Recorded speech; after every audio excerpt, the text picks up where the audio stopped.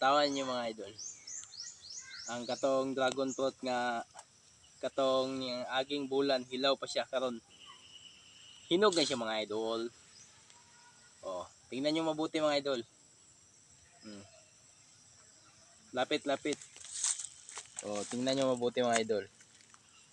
So, pink na siya mga idol. So, ibig sabihin, hinog na siya mga idol. So, ilang buwan lang mga idol, nahinog kagad siya. Oh, yung isa mga idol to, hilaw. Malaki na siya mga idol.